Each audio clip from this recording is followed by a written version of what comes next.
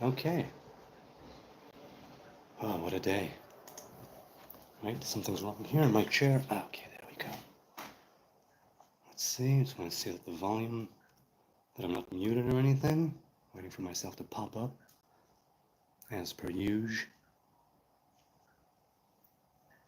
Here I am. Let's just see the audio works.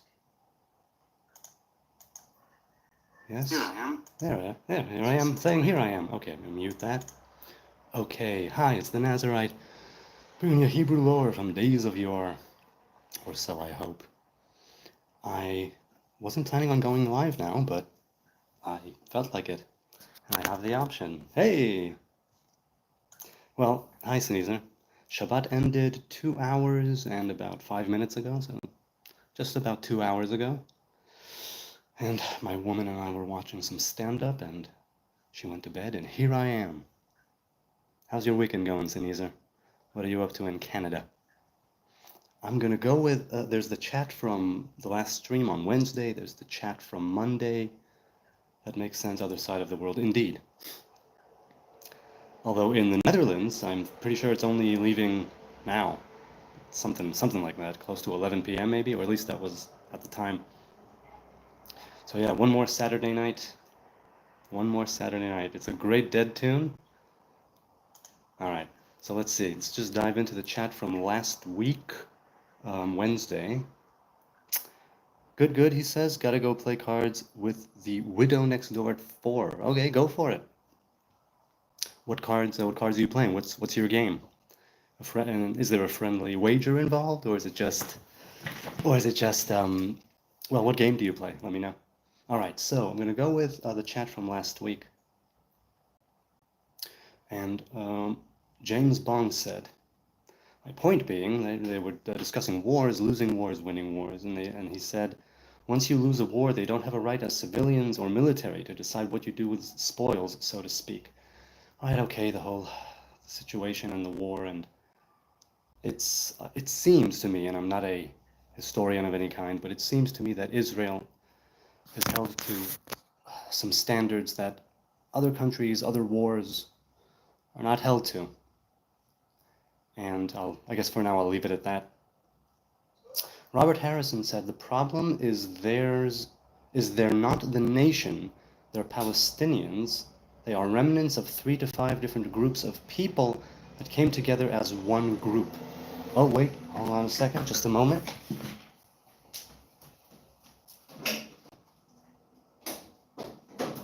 Okay.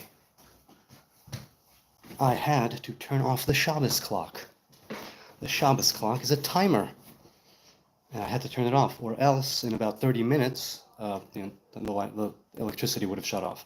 Okay, so let's continue.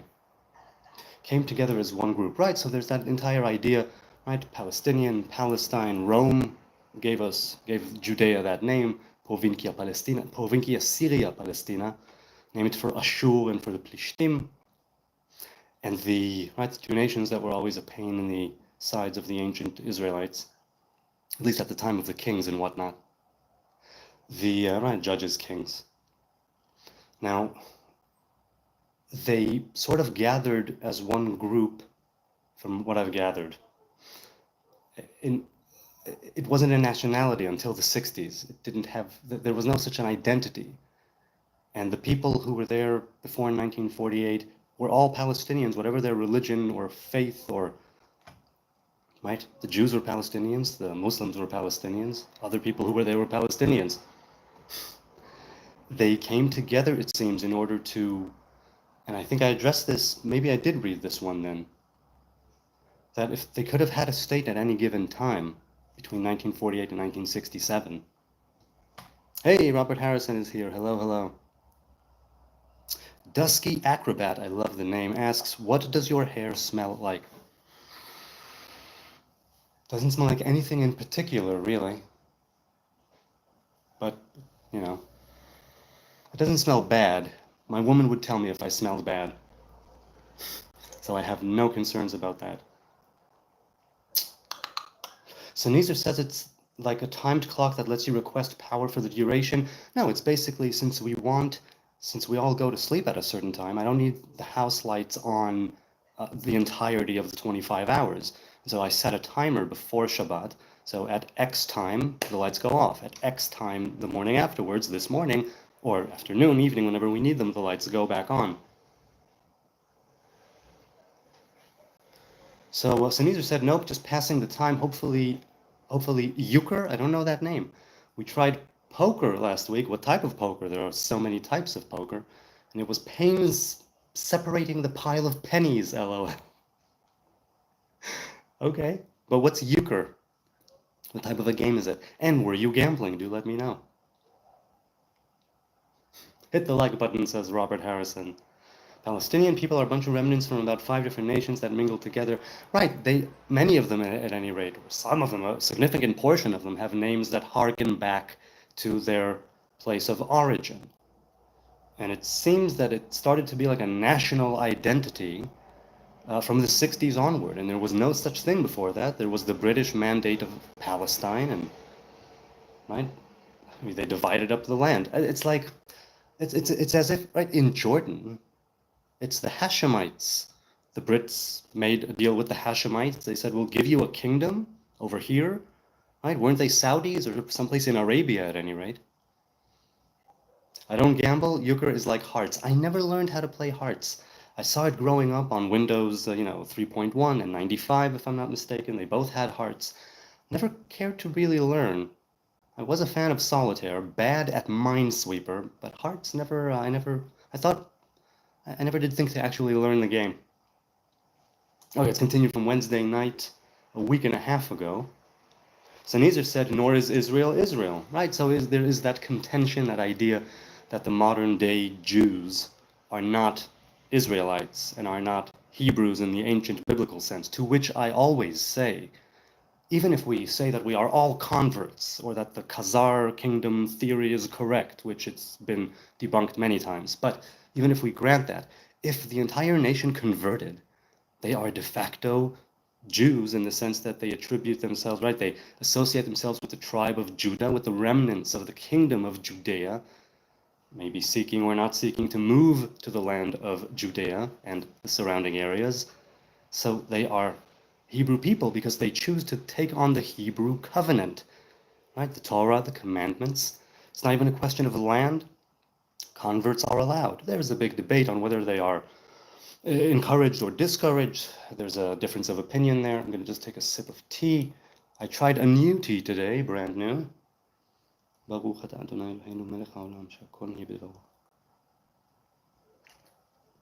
Still a bit too hot.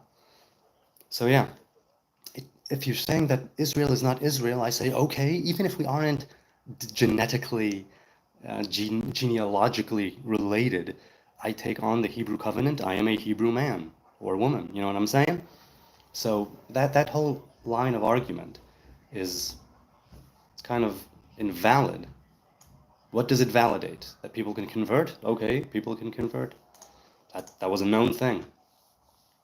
I rocked Minesweeper, says Sneezer. Hey, James Bong is here. Shalom, HN. Good, HN and chat. Good to see you all. Good to see you too. Good to be seen. Ah, yes, but are the atheists converts? No, they are the children of converts, which make them Hebrews because they were born into the covenant. And it doesn't even matter if they took on the covenant of Abraham. Let's say that they were never circumcised. They are still Hebrews because they were born halachically to a Hebrew mother, biblically to a Hebrew father. Convert or not convert, they are Hebrews. And so if that line remains unbroken, they are Hebrews through and through. And it's not a question of belief. In fact, that's also, and I mentioned this before, a great debate of whether or not belief is one of the 613 commandments. Are we actually commanded to believe as one of the mitzvahs, one of the commandments? And there's a difference of opinion there. Well, let's just say it's some people who enumerate the 613 do count belief in God as one of them, and some do not. And that means that, halachically speaking, according to those who go by that opinion, it means that they don't have to have faith, they simply need to perform the commandments. So there's that line of thought. James Bong says, having a burning a stump out of my front yard bonfire tonight, fun and with purpose. Wait, you're burning a stump tonight? Okay, have fun. Bonfires are great. I love a good bonfire. Robert says, have you ever hiked a mountain? Just wondering, did my first mountain hike today? Oh, just wondering, did my first mountain hike today? Not recently, but yes, I have hiked on mountains. I'm not a great hiker. I was at a birthday party Thursday night, and a person there sits to me, somebody I don't know, and they say, well, it got to traveling and hiking, and he goes, man, you look like you hike a lot. And I go, no, I'm a city boy. I don't, I have no problem with nature, but no, I'm not much of a hiker. So Neezer says, so no matter how bad they are, they're better than non-Jews? Who said anything about being better than non-Jews? All I said was that they are officially a part of the tribe. How did you get better than non-Jew? Anybody who thinks that they are better than anybody should look at themselves in the mirror. There are all things about us that we could afford and, well, that we ought to shine up. Nobody performs the commandments. A, it's not true that nobody performs the commandments. B, seeing that most of the commandments now, more than half, are having to do with temple or tabernacle worship, ritual worship, it's not like we have so much to deal with anyway. However, I believe that if you take the fundamentals of the commandments, and then opinion differs on whether it's God first or your fellow man first. I am of the house that thinks that it's, yes, your fellow man comes first in the sense that it's what you should put the focus on, generally speaking, because you're living in a society. And try to be good to your fellow man, your fellow human, or fellow earthling for that matter. But I digress. It's not that nobody performs the commandments. And I think that the average person who does good deeds and is trying to live an honest and, true lifestyle, and I don't know the percentages, I don't know people's hearts, I'd say that they are already very much along the way of performing the commandments, right? It's through that self-exploration, through doing good deeds, and through trying to be better people that we make a connection to that part of us that is beyond ourselves, that transcendent part of us. And whether we associate it with a higher power or a divinity, a God, I guess that's beside the point, because again, it's not about belief, it's about what is it that you're doing with your life. And I would hazard a guess and err on the side of goodness that people, by and large, try to do what's right. Not 100% of the time, of course, we're human. And that's, for now, perhaps, good enough. And it's the idea of when you are together as people, you will able to accomplish everything. And I mean, that goes together, of course, with being a human race, the global thing, of course, but keeping it here local. A lot of the times when the prophets would rebuke the Israelites, when they would mention you forsook, but doesn't matter. You had forsaken the divine. You turned away from God. Sometimes it's about idol worship, breaking the Sabbath, and so on. But many times it's about how are we treating our fellow human beings? How are we treating our slaves and handmaidens, for that matter? That was a big thing, especially with Isaiah, if I'm not mistaken. I was pretty sure you'd say that needs clarifying, said Sneezer. Many would replay yes. Many would reply yes. James Bong is right on the nose here. I'm better than my previous self of earlier years. That should be your metric, right? That should be your, I mean, as some things we aren't truthful about, maybe even to ourselves, consciously or unconsciously, but leaving that aside, I guess, you can know in your heart of hearts, in your holiest of holies, you know if you're better or worse off. Whether you take a guess, a rough estimate, or zooming in on a particular facet of oneself, you can tell if you're better or not. If you're honest with yourself, you can tell. Amen, said Sneezer, as it should be. Good, see? So we agree. Generally, we're in agreement. James Bong says, maybe tomorrow I hope to be better than today. Hey, Jen, said Sneezer, you've paraphrased Jesus nicely. No doubt without knowing. Well, look, see, that should already say something regarding what I feel is more important. That is, I'm not going to say most important, because we each have our own commandments that we're drawn to, others which are not our cup of tea. But I think that from what I've gathered at the Sermon of the Mount, no, not the Sermon of the Mount, maybe it was the Pharisees who asked him what the highest commandments were. And he says, right, love thy God, love thy neighbor, something to that effect. That's a big part of it. That's almost everything. It can lead to everything because it's all about midot, right? It's all about your tendencies, your attributes, your, right, the way you conduct yourself. Love thy neighbor, God more so, my own paraphrase. Okay. Or not, copy Judaism. Hey, Shavua Tov, Eli's here. Kazara Uroa, I hope I didn't butcher that, is here. Hello, Shavua Tov, good week, gut woch. Simplified it, said Sneezer to James Bong. You know what? There's nothing wrong with simplifying it, I believe, if you're talking to the masses, to the people, to the mob. I think that if you are genuine about it and not patronizing or condescending, it can definitely hit the mark. Not everybody is a scholar. Not everybody has their finger in the air, in the middle of a dilemma in the Talmud. That's not the everyday Am Haaretz, and I definitely am Am Haaretz. Hey, Ido is here, or Edo G. Hey, Edo G. How you doing, man? So, 16 people here, 2 likes. Hello, hello, good to see you people. How's your weekend going? Is it the end of the week? Is it the weekend on Sunday? What say you? Where you're at? How's your life? Ras Singh. Hello, Ras Singh. Good to see you, man. Good to see you. I hope we all have a wonderful weekend, a wonderful week ahead. It's the final week of August, and parents all over are saying, oh, God, let them get back to school, or, otherwise let us get back on a schedule. Sometimes it's difficult and challenging, but oh wow, being a family man is something great. Really is great. Okay, let's continue the chat from last Wednesday.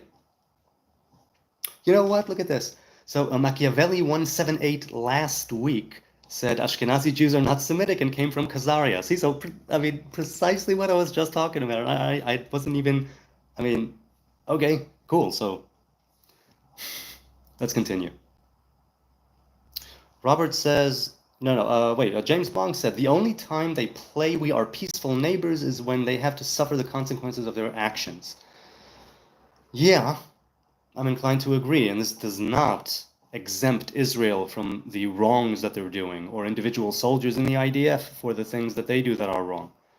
But yes, I wholeheartedly agree with that. And it's not even them, it's the leaders, right? It's the government. There are innocent people in Gaza. There are innocent people in Judea and Samaria. Robert says, I can send a video that went viral from a Muslim telling Palestinians they're not a nation, but leftovers from other groups of people. It went viral, and Isaac and Ishmael have claim to the land. It makes sense that there are people from Islam and from Arabia who would say, no, Palestine is not a thing. They can't even pronounce the letter P. Roman says that's not true. Genetic studies have proven Ashkenazi have substantial ties to the Levant. Right, which is also what I think, but even if we grant the proposition that we're all converts, so we're all converts. Yeah, James Bong agrees, Robert Harrison agreed. Exactly, said Sneezer, Israel basically has no resources. Even if Jews control the world, Israel isn't the source of that. Yeah, Israel as a state has grown, and the economy is, from what I've gathered, again, I'm no economist, has its ups and downs, but basically pretty booming for a country of our size and our stature. Machiavelli continued and said, read books like The 13th Tribe and The Jesus Gene. Ashkenazi Jews are not Semitic. They converted to Judaism in Khazaria during the Roman Empire. They are the sons of Ham. See, again, I say this and I go, meh. That's fine. You can think that. It's all good. James Bong, Sneezer says, James Bong, unconditional love was not properly exemplified before Jesus.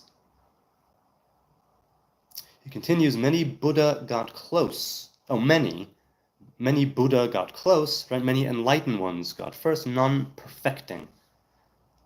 And he continues, I think Israel is more a distraction, Netanyahu a puppet. So who's puppet and what is the state of Israel a distraction from? Do you consider it to be the church of Satan that is distracting people from doing God's work? Do you consider Netanyahu a puppet of some evil force? I mean, if you could be more, if you could be more, well, clearer on what you mean by that. Oh. All right, continuing the chat from Wednesday. Those books are lies, says Robert Harrison. No truth in them.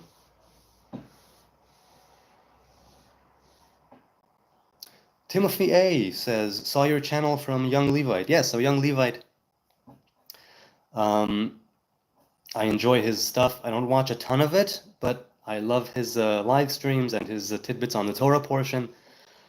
And if you want to go in depth once a week in a conversation, right now he's in the middle of a series called Va'ani Tfilah, I Am Prayer, where he goes into the different Orthodox prayers and their origins and the different. Well, it's very nice. I mean, even. Well, let's leave it at that. So yeah, and a few minutes on Friday he gives a few minutes on the Torah portion, like I used to do. So that's nice.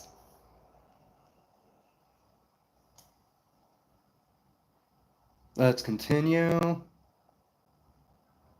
HN, said Sneezer, when you said you provide an example. Wait, when I said you provide an example, people want to join. It was in reference to what does Israel do?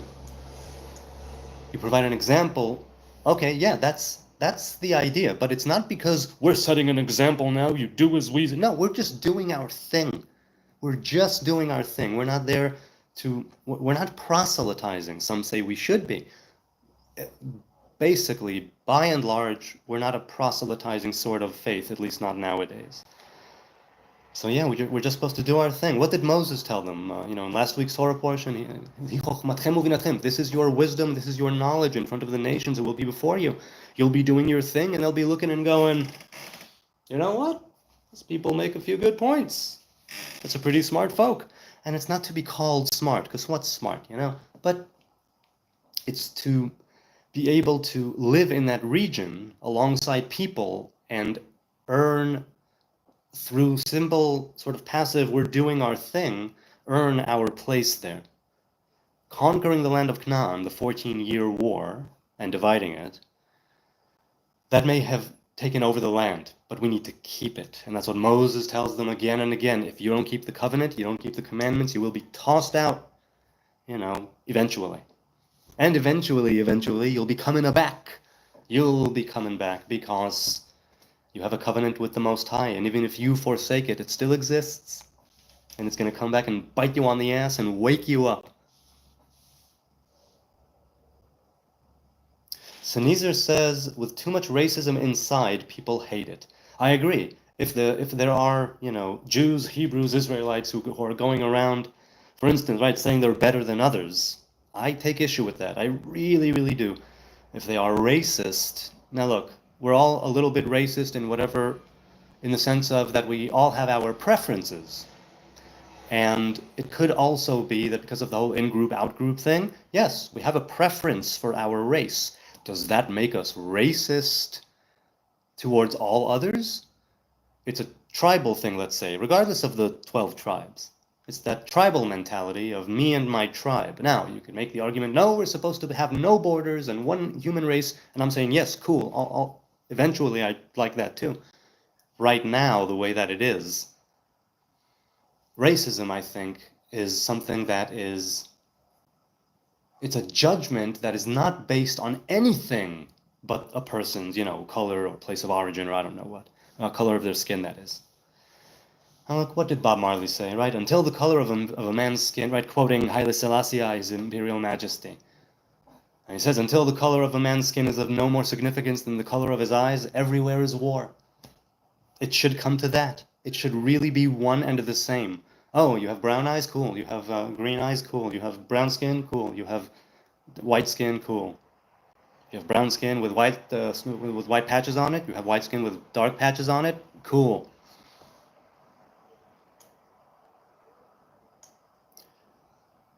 No judgment. Having no racism would be nice. It would mean being nice to each other. That's what it would mean. Let's continue this chat. Is there anything here? Wait, what is it? It's falafel garto. Falafel, flafe, is it flafe? Flafel garto. Flafel garto? I'm not sure what it is. What's going on? Hello, Flafel. Or is it Flafel? I don't know. I don't know.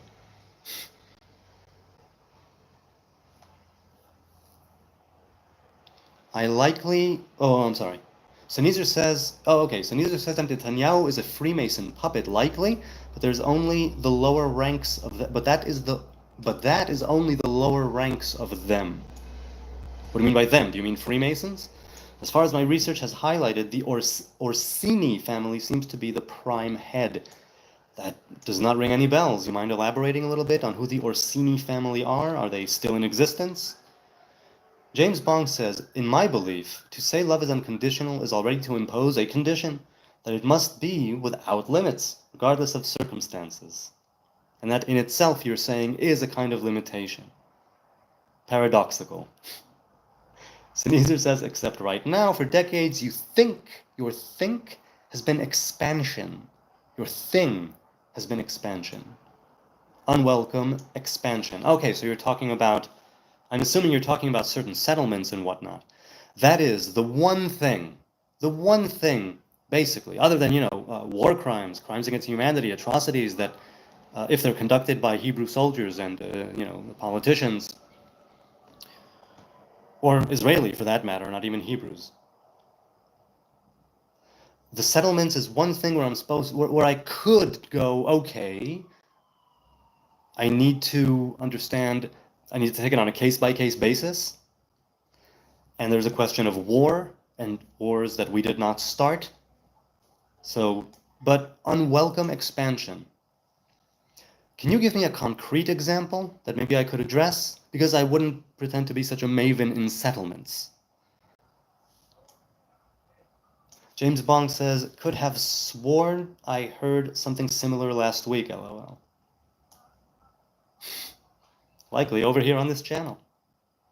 Sworn, yes. Sneezer says that covenant gets completed through Jesus. The whole world became children of Abraham. Right, so says you, or perhaps the New Testament, but that's not part of the Hebrew way, because the king needs to be a living person, and the covenant, it's not complete yet, because we have not arrived back at the tree of life in Eden.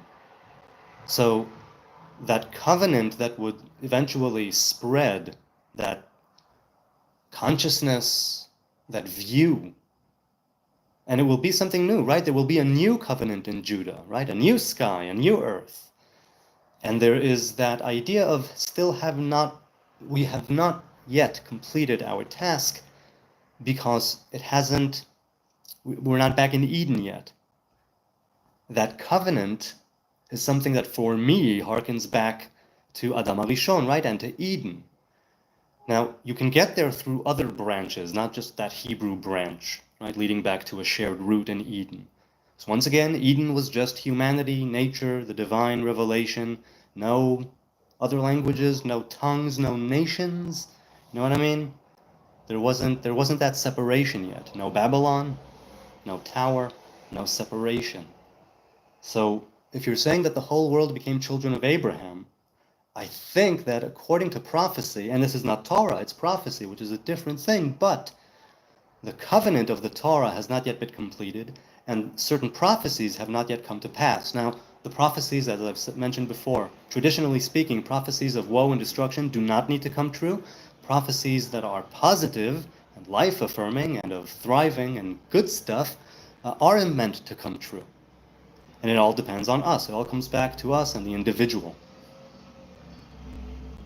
Falafel said Husham. He actually wrote it with a final nun, Hensham. Maybe he meant to write Shalom, I don't know, but hello. So Nizar says, one family mostly fighting on if only few is that group, or any who feels so called. What were they called? The Morsini families? Orsini family. One family mostly fighting on if only few is that group, or any who feels so called. Well, I'm sorry, are you talking about the family, or are you talking about a different kind of family? Elas says, there is no race, 99.9 of DNA, alike. What you're calling race is culture. Yeah, that might actually be a better way of putting it, or it became culture, right? But when people say race, I'm assuming that they mean background geographically, color of skin.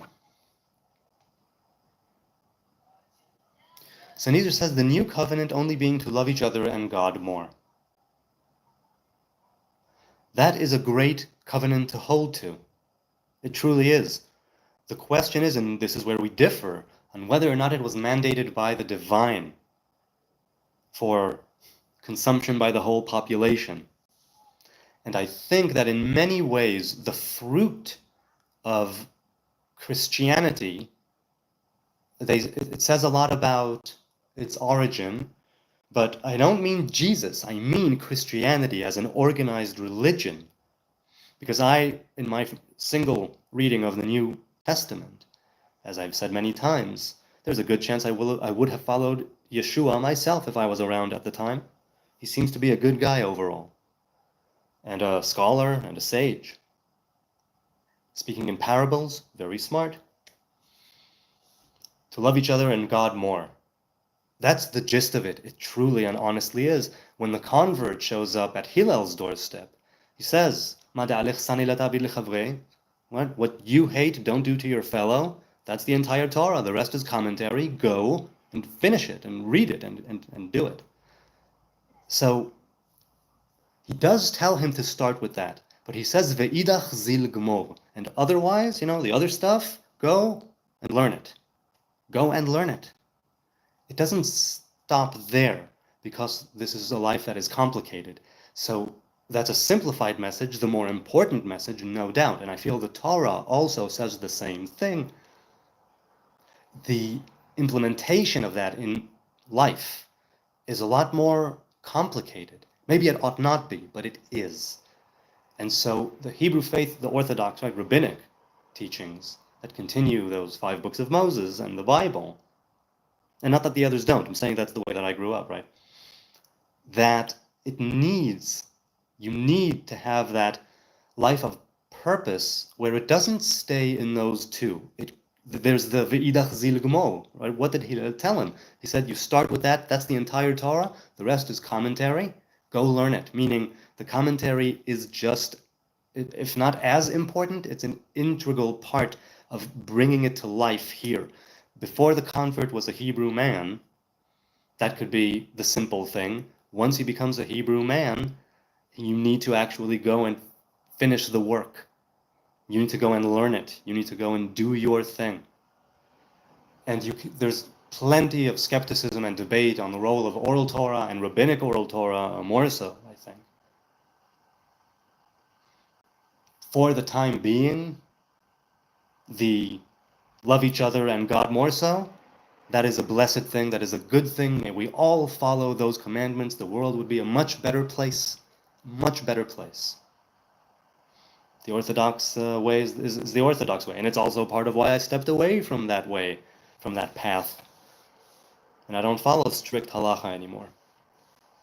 James Bong says, HN, everyone on earth has brown. It's all just a matter of melanin placement. Yeah, the content of melanin in your skin. That's the big deal. That's the big idea. Okay, so he says you'll have to research on the Orsini family, said Sneezer, to avoid my filter bubble. Okay. Further back, blue eyes, closer to the surface, dark eyes. Further back equals blue eyes, says James Bong. Okay. AI is bringing Eden quickly, said Sneezer. Oh, wait, you mean literally close to the surface of the earth, meaning people who live on mountains versus beneath the sea level? Am I misunderstanding here? Closer to the surface, dark eyes. I'm not following you, James Bond. AI is bringing Eden quickly. How do you think AI, I mean, it might be doing it, but how is it doing it in your opinion? Did you feel the same way about the internet and the World Wide Web at large?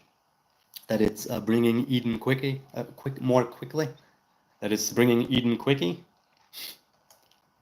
No, said Sneezer, the whole world hasn't yet accepted Jesus isn't dead. Does it hinge on that? Well, I mean, I know that you think that it is the hindrance, especially to the Jews. Where did Eden go, says Ella? Isn't the earth Eden? Without man, it would be. Without man, it would be. So, here's the deal. In the days of creation in Genesis, it mentions things that are definitely of this world, right? For instance, the rivers, right? The river Prat that runs along Iraq and a couple of other countries.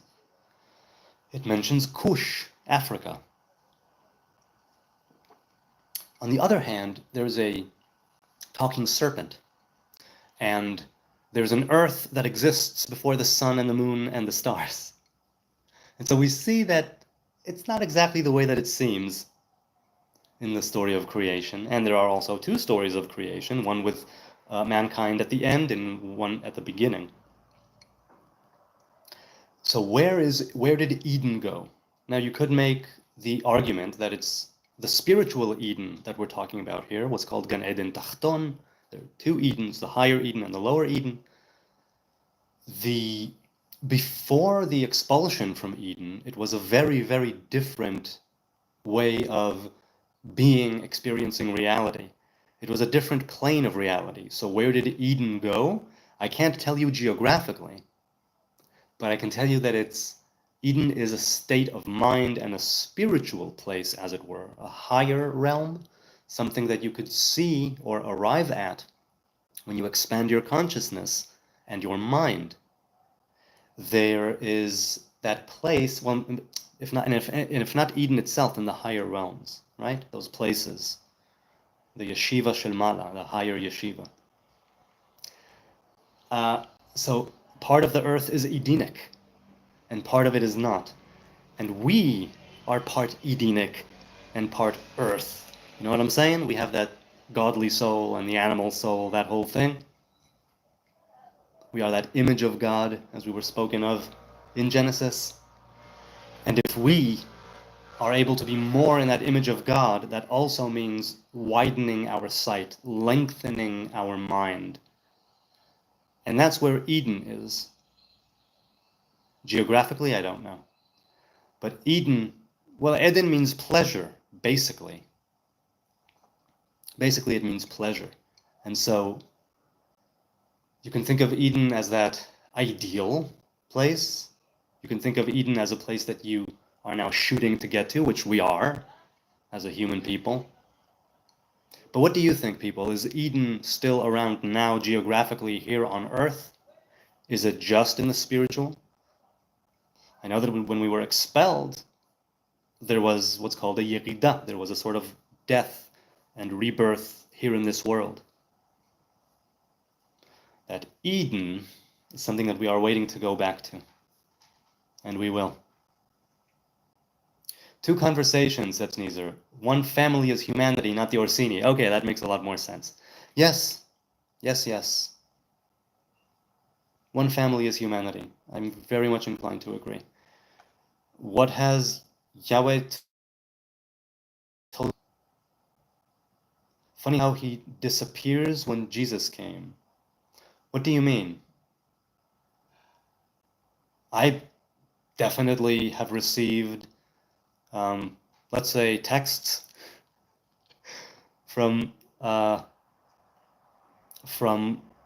Hebrew God, as I perceive the Hebrew God, a revelation. I've definitely had a few personal revelations. So I think that God is always speaking through the Torah. I think that the prophets as well, the things that were written down, the scrolls, the Psalms, I think the divine revelation is speaking through those people, telling us what it is that we can do now, what can we learn from history. And on a personal level, there's definitely an ongoing dialogue between me and the Most High God. And it's not a voices in my head sort of thing. Though at some point, it might be, who knows?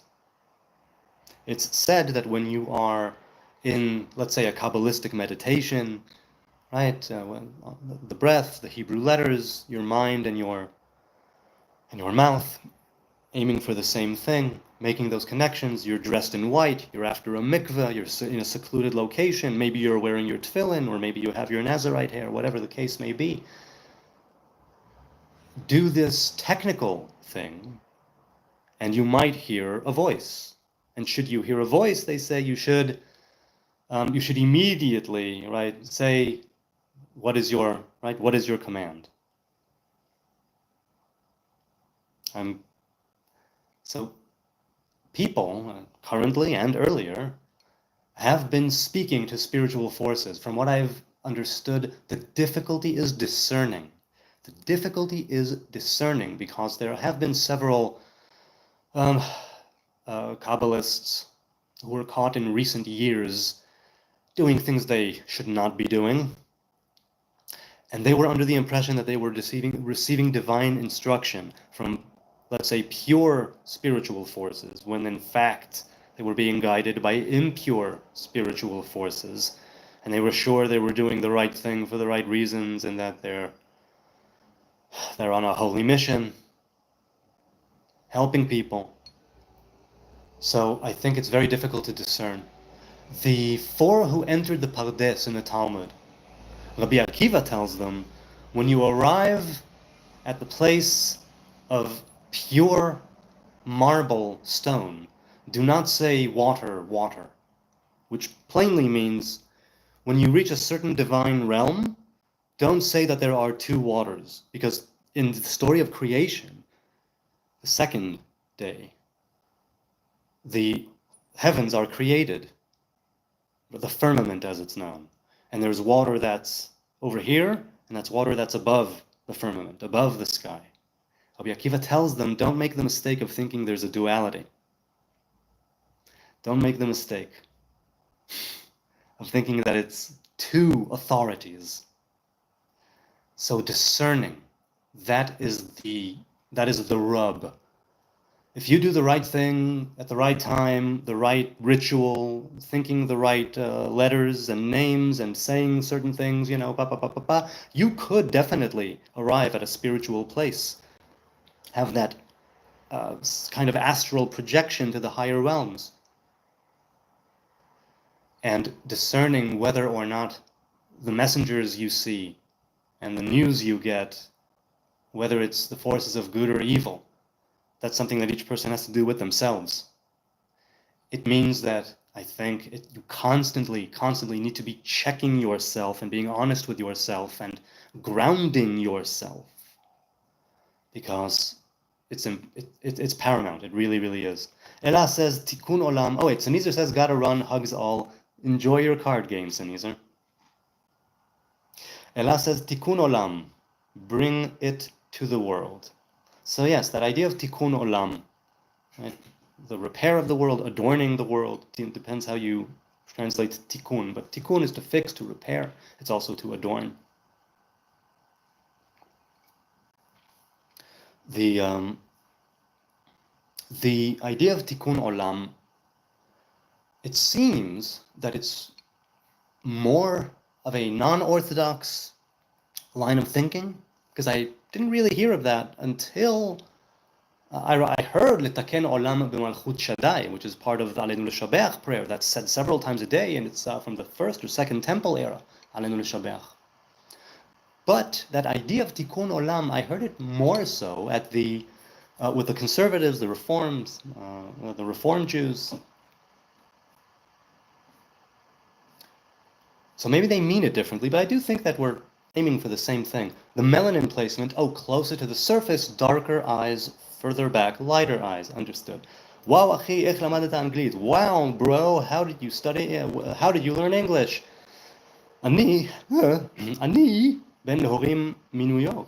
I am bilingual, אני דו-לשוני. אז לא למדתי אנגלית, דיברתי אנגלית מבית. I learned and studied and spoke English at home. Murcello. Eden is here when you have the eyes to see it, I think. Right? Which is kind of what I was saying. That's right, yeah. Gvura. Wait, do you mean guvara? I don't know what that is. Or do you mean gvura? Which one do you mean? Do you mean in Aramaic or do you mean the Hebrew gvura? I'm back, says Robert Harrison. Like button. You do like the button? I like your button, Robert Harrison. Let's continue the chat from Monday, because I don't think I finished that. God willing, we'll continue. Oh, wait, I need to mute that. Okay, let's continue with the chat. Seek Truth said, I'm thinking Adam and Eve did not have belly buttons.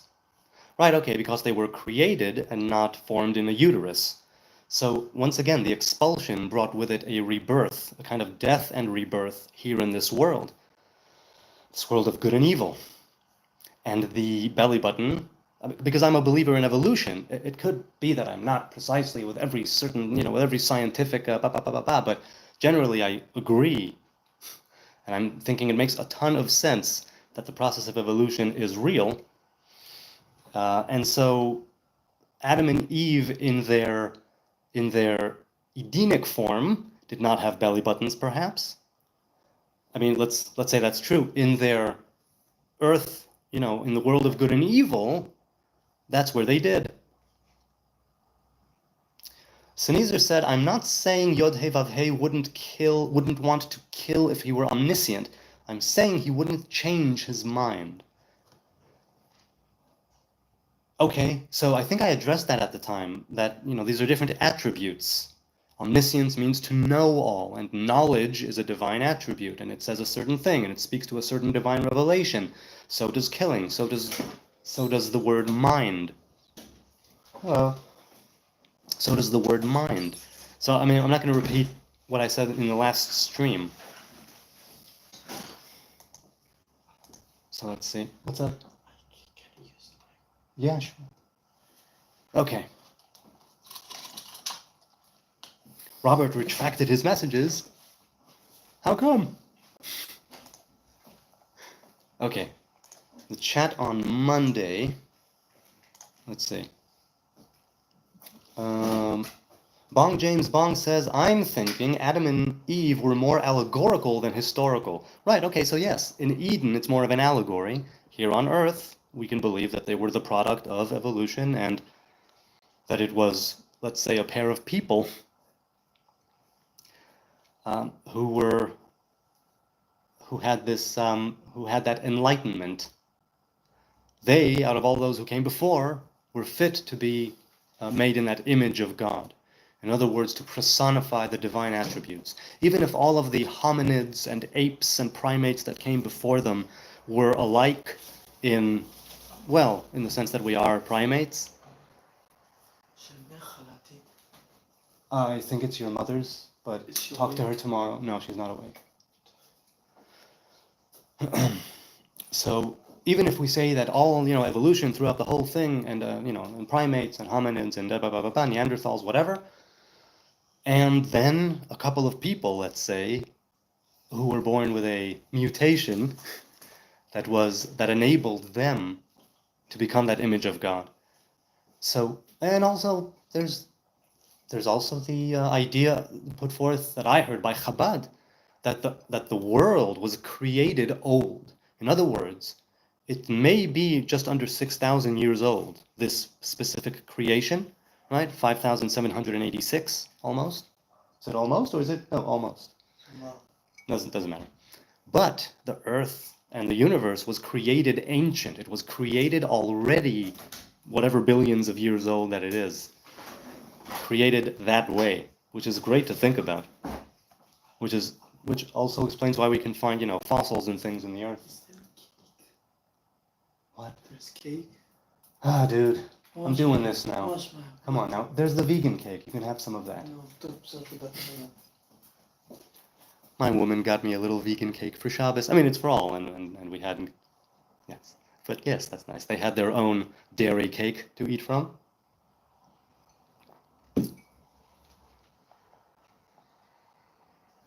Continuing the chat from Monday, where was I? Okay, right, allegorical and not historical, or more allegorical than historical.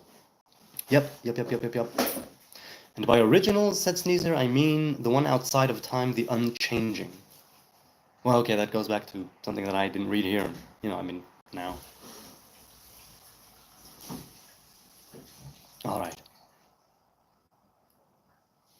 Marcello said something but retracted it. Okay. Robert Harrison said, 1 Kings 3:5. Are you still in the gym exercising? Not for the past month.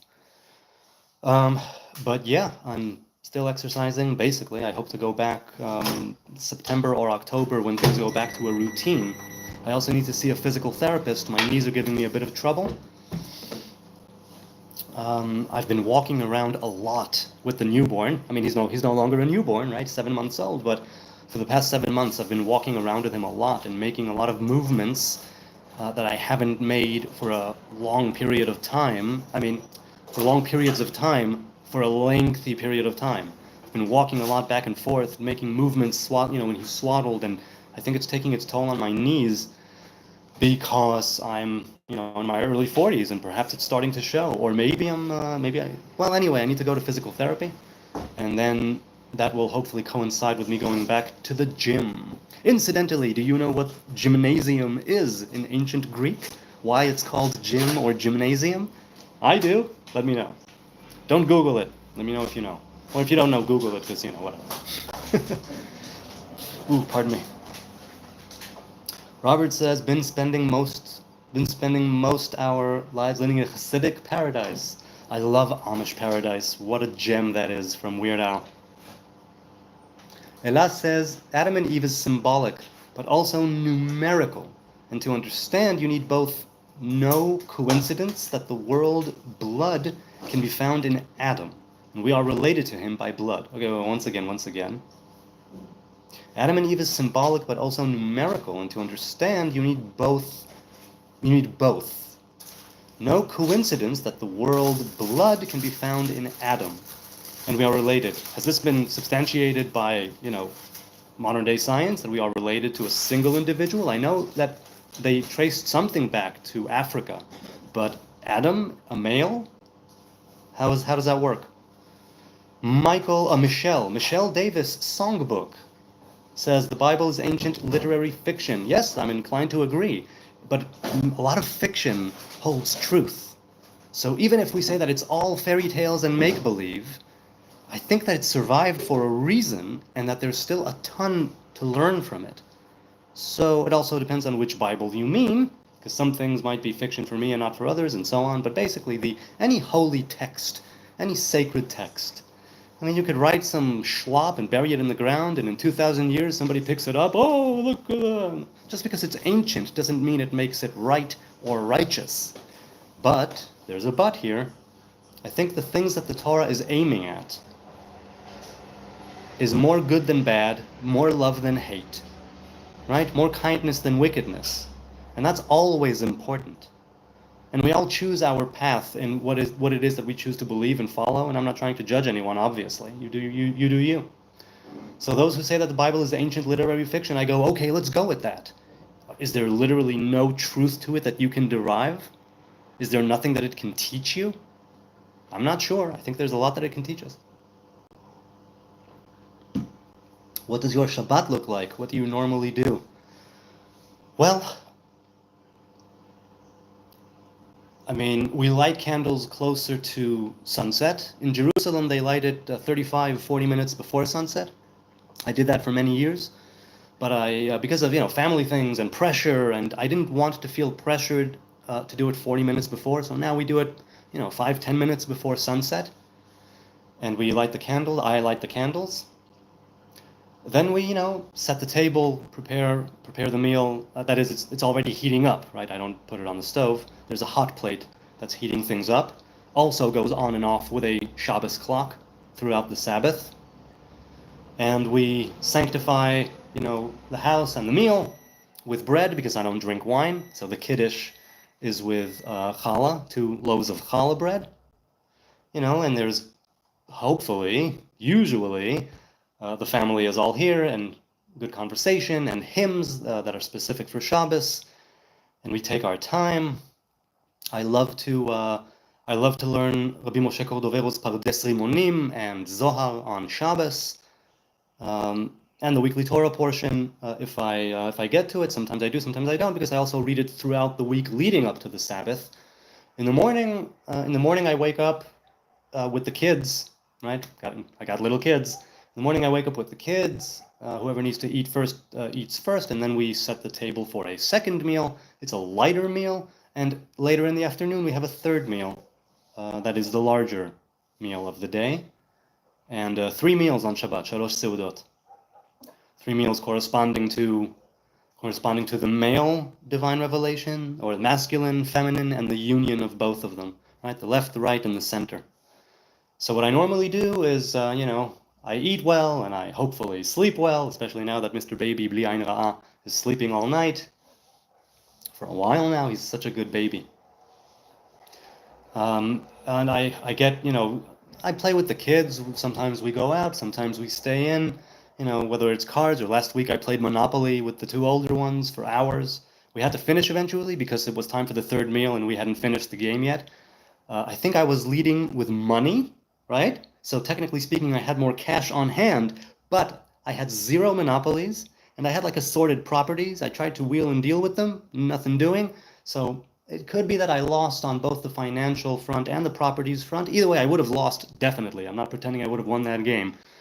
But I think I had more money on hand. But with all the hotels they were building, it would have gone pretty quick. So yeah, 3 meals, and it's a time for family, it's a time for Torah, it's a time for the higher Torah, it's a time for relishing in the things that we sometimes hasten, and things like being with the family, things like sitting and eating as a family, things like learning Torah. If you go to shul, right, or if you pray at home, I like having my hitbodedut on Shabbat. I do it every day. I mean, almost every day. I would love to say, yes, I've done it every day. I can't say that, but I may have, I don't know. Just talking to God, an open dialogue. That's hitbodedut.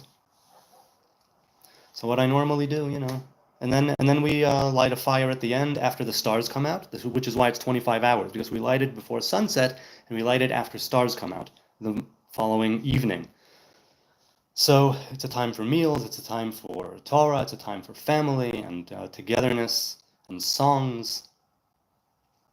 And also reading things that are not Torah. I was reading some bits from The Stand, Stephen King's The Stand. I've been reading, not from start to finish, linearly. I was just, a few parts in The Stand I really enjoy. And I really love that book. And a couple of months ago, I was reading parts from It. Again, not start to finish, but I've been reading a bit of King. The older stuff. Also, Robert says, oh, Adam, Dam, right? Adam, Adam, Dam is blood. Adam, Dam. It's also Adama, earth. So yes, all of that is great, but that's the letters. I'm saying if genetically it's been proven. So I guess I understand. Robert says, in Giv'on, the Lord appeared to Solomon in a dream by night and said, ask what I shall give thee. So yes, the Giv'on is where the tabernacle was at the time, right? It was Shiloh, Gilgal, Shiloh, Nov, Giv'on. Something like that. The tabernacle, after they crossed the Jordan, it was set up right there after they crossed, and then to Shiloh, Nov, and Gibeon eventually, and then it was in Jerusalem, in the first temple, the Temple of Solomon. And so after David dies, Solomon, Shlomo, succeeds him. What shall I give you? Robert continues also, what did it mean in Hebrew scriptures to go out and to come in? Anything deep or just that? Well, latzet velavo many times meant during war, being the one who leads the charge and being the one who brings them back. Right, to go and to come and go. That's what latzet velavo means. Or to go out and come in. To go out and come in, anything deep or just that? Well, look. Moses, if I'm not mistaken, tells them that, right? Ben 120 shana anochi lo u'chal od latzet velavo. Hold on. If I'm not mistaken, it's lo u'chal od Latzet Velavo. Is it Moses? Yes, it's Moses. Right, so it's Torah. Lo Chalod Latzet Velavo. That's what I thought. And so that means that it has many interpretations. If you go with the simple interpretation, it means I've been commanded no longer to come and go. Because we know that it says that Moses was just as strong, just as vital, just as, as he was in his youth, let's say. He didn't go blind, and his spice of life did not falter. But he was simply commanded to not go in to the land of Canaan. So he was sort of there was a boundary that he could not cross. The latzet velavo in other times, a lot of times means war, but if you go with the interpretation of lo chalod latzet velavo, right, let's say in the more esoteric, midrashic, halachic, I don't know, there are different ways of seeing it, you know what I'm saying? There are different ways of what does it mean. So it is just that, and it is something deeper, depending on how you interpret it. Blood, 44, Mendalet, 448, 8. Oh, the 8 looks like DNA. Well, it looks like infinity, but I get what you're saying. There's a double helix situation. I hear you. Well, okay, and that's all well and good. It's a lot like Gematria, right? I mean, it literally is Gematria what you're doing. So it goes with my thoughts on Gematria, which I think by now, Ella. It's like, it's in the beginning of a teaching or the end of a teaching as it's an aperitif, right? Or a dessert, whatever it is, but it's not the main thing. Robert Harrison says, any of your kids taking up musical instruments like your brother Sean or you? Yes, indeed, they are. We've got the meanest 13-year-old trombone player in Jerusalem, maybe in all of Israel. Why, he's standing 2 feet away from me. Coincidence, maybe, maybe not, says Ella about what she said before. Right, so no coincidence. Oh, I see, you were actually explaining the word coincidence to me. Thank you. No, I understood what you meant. I didn't understand the context then, and then I did. Robert says, I heard Israeli physicians is performing world's first spinal cord thing with stem cells. Voila. Well, they say that Israel is at the forefront, or near the forefront, of many different fields. Scientific, technological, and the likes. Likely artistic, too, I suppose. Israeli physicians. Well, they must be very good at their craft. Elas says, even in Paleo-Hebrew, the letter Chet looks like a ladder. That looks kind of like DNA. I think that's crazy good alphabet. Well, look, the Paleo-Hebrew has a lot of meanings in it. It's the Ashuri Meruba Hebrew, right? The one that we all know. That is the more ancient one. Eighth letter, Chet. Okay, 4 and 4. I see what you mean.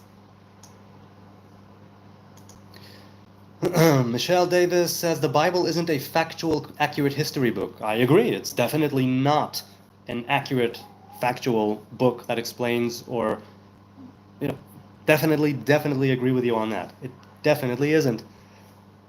It's like you can take what you want from it, and some people take actual, accurate, factual history. But like I just mentioned with Genesis, if you believe that the earth, as we know it, stood before there was a stars and moon and sun, that could be an issue. How do you explain it? Because the earth revolves around the sun. The moon revolves around the earth. So it's kind of difficult to explain. If it was factual, accurate history, then it would have looked completely different. But no, it isn't. It isn't. The Torah definitely isn't. You can argue over the Bible in the other parts, the prophets and the writings. That is debated. But with the Torah, it definitely isn't an accurate description of history. There's things you can learn from it about our history as people and as a human race. But I don't think the Torah ever presumes to say, yep, this is precisely what happened, the way it happened, that's it, this actually happened. And there are those who definitely think that. I'm not one of them. Robert says, does the lost tribe come across your mind some or never, not at all? The lost tribes. Well, it comes across because it comes across often, though I may not be thinking of the lost tribes, because I yearn and long for that time when the different people of Israel will come together, right, under one banner to do our thing. And that, I guess, indirectly includes the 10 tribes that were lost, the lost kingdom of Israel. I would love it if they would make a comeback and remind us of some things we lost, maybe certain books that were lost, maybe they have them, huh? Robert was enumerating the different books written in the Bible that have been lost. So maybe they have some copies, huh? Somewhere. But the 10 lost tribes as such, I mean, it does and it doesn't. I can't say that there's a place and time every day where I focus my mind on the 10 lost tribes. But it's there because we're still missing, right? We're still incomplete in that sense. Now, it could be that the kingdom of Israel will never make a comeback, but I don't think so. I think they will. I think those prophecies will be fulfilled, but I have no idea. It's not a must. I don't know why. I don't know, man. I really don't. Sorry. I don't think it'll be an hour, but it might. Who knows? Hey, Stillme is here. Hi, good human. Hope you're doing well. Peace to you all. Indeed, I hope you're all doing well, and I hope to be a good human. I could use a lot of work. Elas says Chet is related to zodiac Cancer, according to Sefer Yetzirah, that mother moon Cancer. Not sure what you mean, but hold on. Chet kashar lo keter. Oh, come on, Hebrew. Chet kashar lo keter. I'm just going to look at Sefer Yetzirah quickly here. Oh, sorry about that. Sefer Yetzirah. Here we go. Yes, Himlich.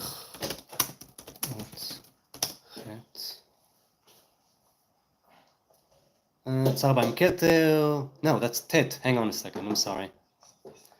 Ma kapara. Dude, I'm not telling you yes, I'm not telling you no, because I didn't get any instruction about it from your mother. I'm telling you that I don't condone it. You want to take it? It's on you. Sorry, I'm looking it up. I don't want to say the wrong thing. Okay, Sefer Yetzirah, the Gaon Rabbi Eliyahu, the Gra version. Himlich ot chet bere'iyah. Vision is connected. There are 12 senses, according to Sefer Yetzirah. Chet, the 8th letter, chet is vision. V'kashar lo keter, tzarfan ze bazeh, v'tzar b'hem sartan. Right, Cancer in the zodiac, really, like she said. Tammuz, that was last month, and the right hand, feminine and masculine, or male and female, masculine and feminine. So, okay, so now let's go back to what Ella was saying. Ella said it's the 8th letter.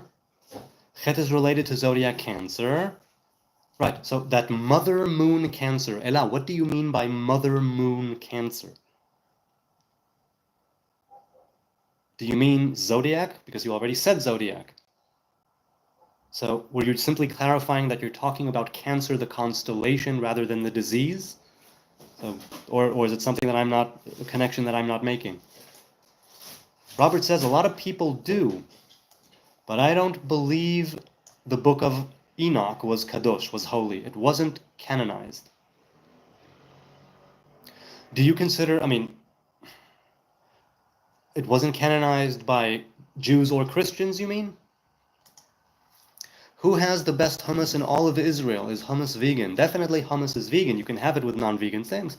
But hummus, its basis is chickpeas and sesame sauce, tchina, right? And you put in olive oil, you put in lemon, you put in different spices. So, yeah, it's definitely vegan. I don't know what the best hummus, I don't know who has the best hummus in all of Israel. Obviously, it's debated. I love Pinati. Here in Jerusalem, I love their hummus. But I get store-bought hummus. I used to work with a person, I may have mentioned him. I used to work with someone about 10 years ago who would only buy hummus, right? Hummus restaurant hummus, homemade, hummus, and he would not buy the industrialized stuff. But the thing is, which I ordinarily would never have a problem with, but I said, but he told me that he has trouble finding things to eat, and that he's. And I go, man, so buy the cheap ass hummus. You'll have something, in your body. Buy a pita, buy a thing of hummus, go to town. Robert continues and says, I heard at one time the whole northern kingdom of Israel, no matter what tribe, was called Ephraim. Yes, that's right. It's in the Bible. It's in the prophets. It's called Ephraim because Judah, right? And the kingdom of Judah was from kings. Ephraim is the son of Joseph, who was also king, right, or second in command. And so Ephraim, right, and the kings who were kings of Israel were from Joseph's tribes, if I'm not mistaken. Okay, in astrology, but not the Hebrew astrology, you mean the, let's say, pagan astrology or world astrology, I don't know. It's related to mother and moon energy. Mother and moon. Well, in Sefer Yetzirah, we have the Aleph Mem Shin, and they are called mothers. I mean, you know probably if you've read Sefer Yetzirah. Unity, says Elah, and the marriage canopy. According to Jewish mysticism, the chet is formed by combining the letters Vav and Zayin with a Vav. So 6 and Zayin, and that's 13. Yeah. 13 is also Echad. 13 is also Ahava, love, and Echad meaning one. So yeah. Now, there are two different ways of making the chet, right? You can do them with two zayins, or you can do them with or you can do it with a vav and a zayin. Depends on which mysticism you go by. Yes. If I'm not mistaken, is it the Ari that has the vav and the zayin? Ot chet. כתב הארי, אות ח' כתב סתם הארי, hang on a second, ו' זין. So here we are, yes. There's either two zayins, right? Or it's a vav and a zayin. Yes, that's right. The Ari is a vav and a zayin, and others are two zayins. So the one that you're speaking of is the Lurianic Ktav, the Lurianic, the Ari. Go to town, love that phrase. Hey, Ariel is here, be right back, he says. Zayin would be nun, a seed. Wait a minute, two zayins would be 14, a nun, a seed. Not sure what you mean. What do you mean by nun, a seed, if it's two zayins? Could you clarify? I'm sorry, I'm not getting you. Maybe it's too late. It's 11:35 p.m. and I'm so happy to be here at this junction. Pardon? 11:35 in Israel. In Israel, it's 11:35 p.m. obviously. And I want to take a moment and thank you, people. I've been on for over an hour, and this is so much fun. I hope that I'm at the very least, entertaining, and that I'm maybe providing a bit of value. I'm totally enjoying this dialogue. It's so much fun, and I don't take it for granted. Your time, your kind attention, the fact that I can hit let's go live, and there are people here, and there's a dialogue here, and it's lovely, and we're talking some Torah, and we're talking some ideas, some faith, some halacha. It's a lot, and I love it. So thank you for being here. Two zayins would be 14. The 14th letter. A nun is the 14th letter. Oh, okay. See, I'm slow on the uptake. I'm sorry. I'm very slow this evening. Robert says, I know you're against it being vegan, but did they sacrifice the red heifers in Israel? What do you mean, did they sacrifice them? The red heifer was supposed to be slaughtered, and then you're supposed to rip out everything, and you burn it, and then there's the ashes. So, right, and then you add it to the water, and then you take a branch of hyssop. So what do you mean did they sacrifice it? I think we spoke of the red heifer last week at some point, and you mentioned, you asked me if I know if they're actively working on it, and I mentioned I know they're working on it. I don't know where they are in the process. That was a good cup of tea. The cup of tea I had now is also, I had it earlier today for the first time. Now I'm having another cup of it. It's inspired by the herbs of the Galilee. And I was at a birthday party, as I mentioned, on Thursday night, and I drank a different tea for the first time, which was from the same series, inspired by the desert, of Israel, right, the Negev desert. And so we have the north and the south of Israel in a cup of tea, and I enjoyed them both. And I'll give you my quickie review here, which is that the desert infusion had almost a chai-like flavor, a lighter chai-like flavor, but chai is a lot more round, a lot more complete, let's say. There's like a final flavor, if you will. And the desert one stayed more, I guess, of a plateau. It didn't go all the way, something like that, but I enjoyed the flavor. And this is a very good tea. This infusion inspired by herbs of the Galilee. I don't know what's in either one of them, but I enjoyed them both. I think I enjoyed the desert one more at first sip. But also fish. Right, nun is fish in Aramaic. That's correct. Hey, Ariel is here. Hope all is well with everyone. Bit hard to get involved currently. That's okay. You do your thing, man. Do your thing. I know it's YouTube, says Robert, but you see videos saying they have done that to one. Who knows? Well, like I said, if there was purification going on, real old school purification, and if there are people, aside from the Nazarites, who have been able to step out of the defilement of corpses, right, of human death, tum'at met, which is the father of fathers of defilement and of ritual impurity and uncleanliness, that opens up a real possibility of these people's ritual purity, enabling them to make certain sacrifices in purity.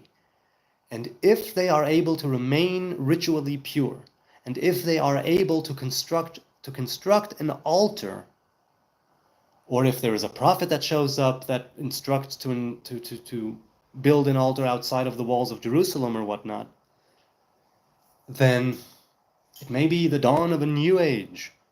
So who knows? But ritual purity can lead to a lot of good things because it doesn't stay on the level of the physical. It might start there, like with a mikveh, right? The ritual pool where we purify ourselves, or women especially. Or it could be something where you slaughter the Passover, right? Which you're allowed to do even if you are impure. Certain sacrifices you can do even if you are impure. That is to say, wait, I might be misspeaking. I'm pretty sure that the sacrifices of the general public, not the Passover, because that's an individual one, but let's say the Tamid, right, the morning and the evening sacrifices, those can be carried out even if there's an impurity. If I'm not mistaken, Korbanot Tzibur krevim betum'ah. Korbanot Tzibur. Now I need to know. Can you make the sacrifices even if you're impure? I seem to remember something like that. So yes, 5 different types of sacrifices. 5 sacrifices, even if you are all, and we are, ritually impure with defilement of death. But, however, be that as it may, having a group of people who are ritually clean, ritually pure, it can make a big, big difference because it doesn't stop in the physical. It can open up greater revelation, let's say.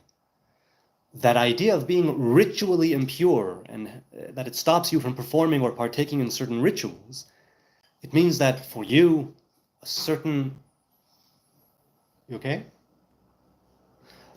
divine revelation won't be coming in because of the state that you're in.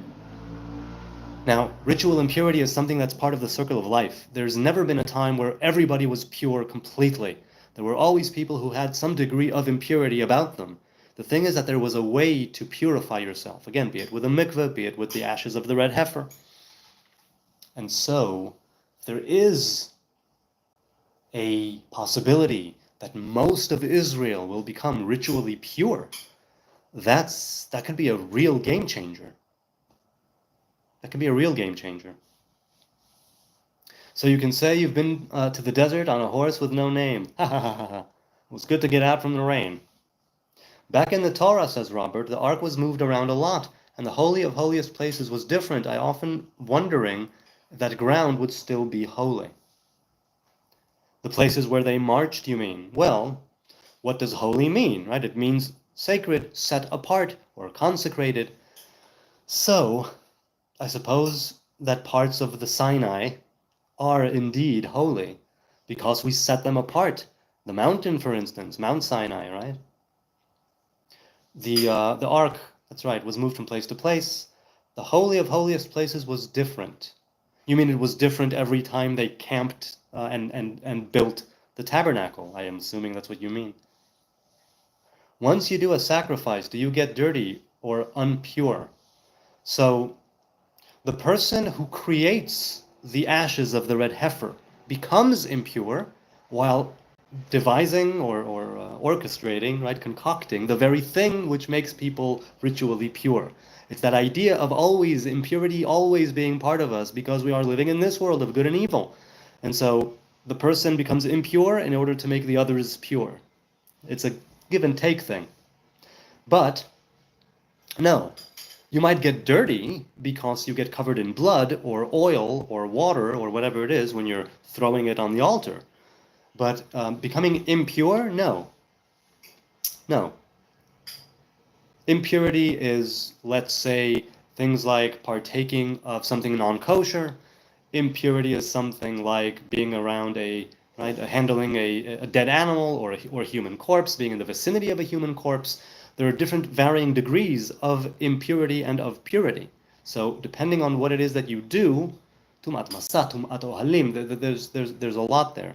There's nevelot v'trefot. There's things to do, like I said, with diet and things to do with things you're in the vicinity. Having killed, I mean, no, that does not make you ritually impure. That does not make you ritually impure. If that was the case, it means that once you slaughtered the Passover, you wouldn't be able to eat it. Well, no, again, not necessarily, because that's not a human corpse, that's a dead animal, but no, just simply by offering a sacrifice. Also, remember, it's not all blood. It's not all killing. There's a lot of vegan sacrifices that went on.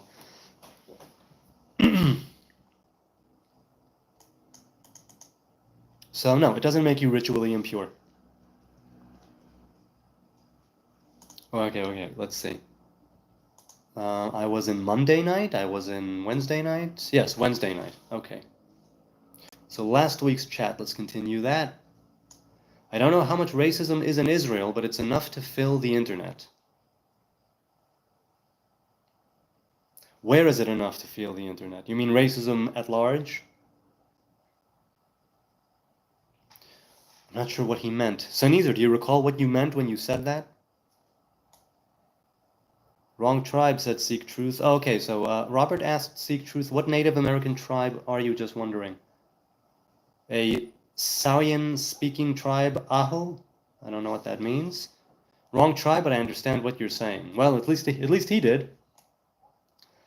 Bong says, James Bong, he says, I don't hate Muslims, I hate their book of hate. See, I haven't read the Quran yet, it's too close. Love y'all platonically, he said.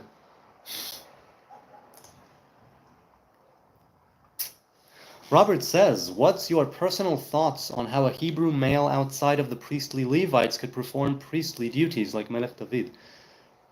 Well, what do you mean? There have been special men and women throughout history that have bent the rules. I think that if you are in a place that is genuine and true, exactly in the same way that Elijah, the prophet, built an altar on Mount Carmel, which he was not allowed to do, Because once the tabernacle crossed the Jordan, once they were in the land of Canaan, they were not allowed to make sacrifices in any other place but the tabernacle. And until and after the Temple of Solomon was built, there were other altars, bamot as they are known, high stages with altars on them. There would be ritual sacrifice there going on even though it was not allowed. Many times in the book of Kings, only the altars, the foreign altars, were not removed. The people were killing animals and burning incense at these places. You see it throughout the book of Kings a lot. So, could they perform priestly duties? A Hebrew male could, and perhaps even a Hebrew woman could. I'm not saying halachically that wouldn't be allowed, I think, but what I'm saying is that a person, according to their conduct, the Ruach HaKodesh, right, the spirit of sacredness rests upon them. And it means that even though they are not priests, maybe they will be called, like Samuel, like David, like Moses, to perform priestly duties. Maybe they will be called to do that. Now, the first and foremost priestly duty when we have no temple worship, I guess, right, is spreading the Torah and being people of the Torah to the people of Israel. Right?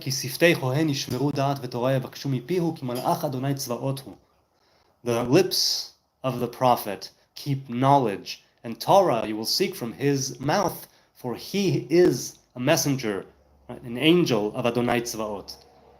Adonai Tzvaot pertains to a specific divine revelation, right? Adonai, the Lord of hosts. And it's part of that divine revelation of Tzvaot where prophecy comes to the people.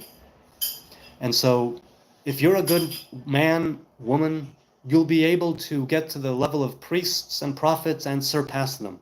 Because there nobody is, never has there been someone quite like you.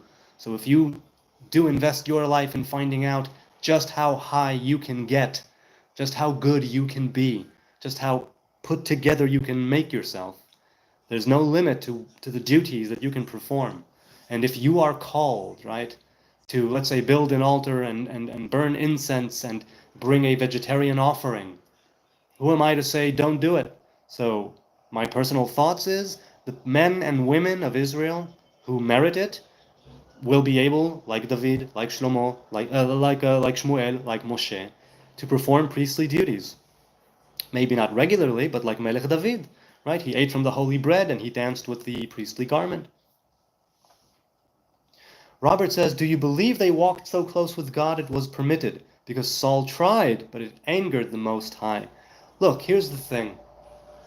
Imagine that, let's see, is this a good analogy? I suppose it is. The black hole, right? A black hole, astronomically. It has that place where no light can escape, and it has that ring of light that is the event horizon, that is the borders.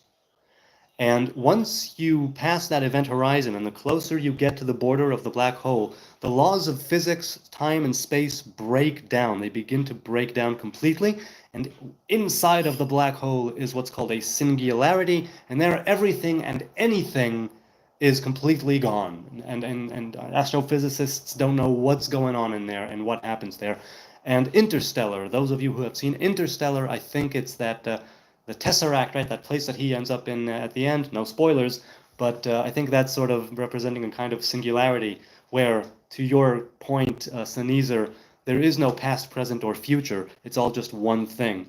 We are outside of time in that place, and it's not even a place.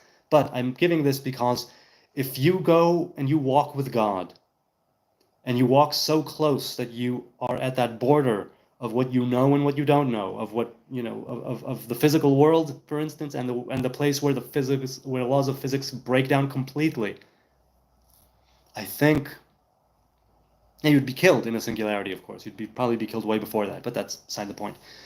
I think that there have been and there are people who walk so close with the divine revelation that it is permitted. But once again, it comes back to discernment. You need to also be grounding yourself. You need to keep one foot in earth and the other foot stretching, towards, and or 2 feet on the earth and 2 hands at the event horizon.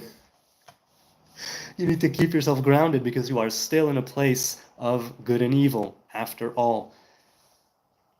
So I don't know if that analogy works or not, but that's what went through my mind.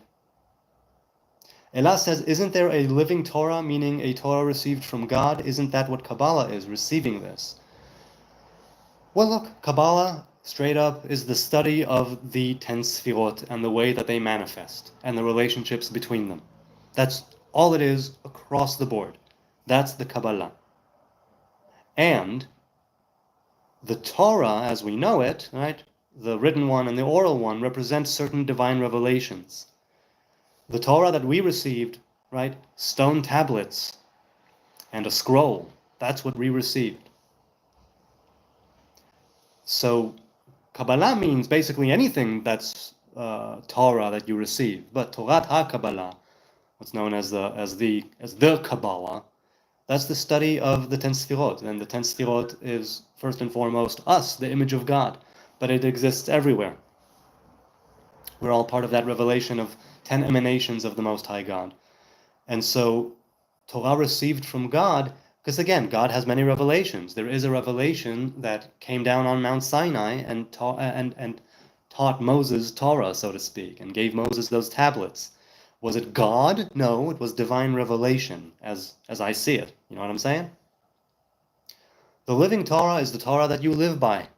And if you stick to the covenant and the commandments, try to do the good thing, you are a living example of a living Torah, because it's literally living in you, being manifested through you, coming to life with your speech, with your conduct. But as far as Torah that comes from the tree of life, right, that's the Kabbalah. That's why the 10 Sfirot are also called Etz Chaim, the tree of life. Robert says, in Orthodox Judaism, I noticed it's very important to get other non-observant Hebrews to wrap their arm.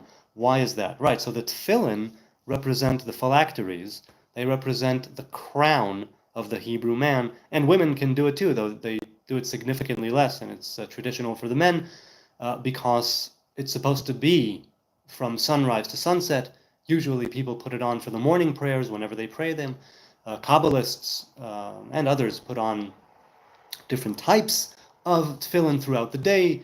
Rashi, Rabbeinu Tam, Shimush Rabbah, different types of tefillin throughout the day for different times. Again, channeling specific divine revelations through them. So we have tefillin on the head, a box made of processed leather, and in it is 4 pieces of parchment, or 4 compartments, 4 pieces of parchment.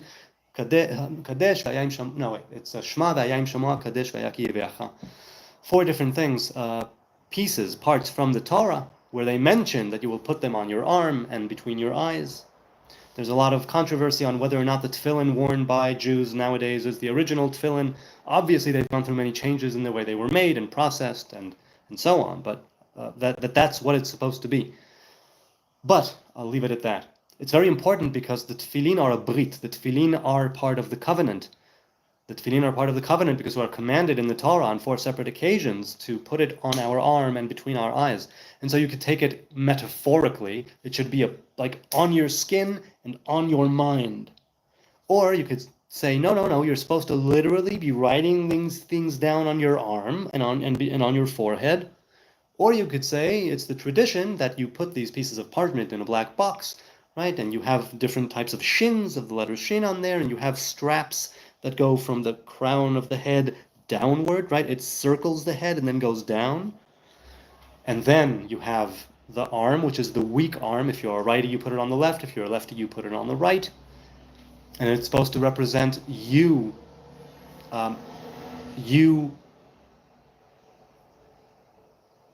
elevating weakness. You are elevating the parts of you that are weak. The tefillin, what does Indiana Jones in Raiders of the Lost Ark, the Nazi who sits with him, he says it is a radio. Oh, no, it was Belloc, I think, Belloc, who says it is a transmitter. It's a radio for speaking with God. Something along those lines, he tells Indy. Indy says, you want to meet God? Let's go right now. I have something better to do. Something like that. Forgive me, I'm butchering the dialogue, no doubt. But the tefillin, which I put on for many years, it's a crown, but it's a lower crown.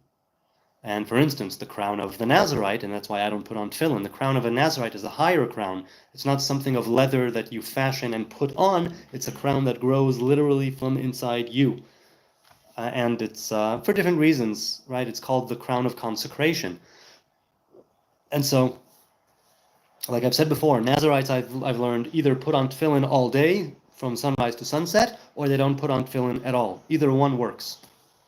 So the reason why it's very important for people to put on tefillin, or for others to get Jews to put on tefillin, males particularly, but women can do it too, is because it's a covenant that we are commanded to keep.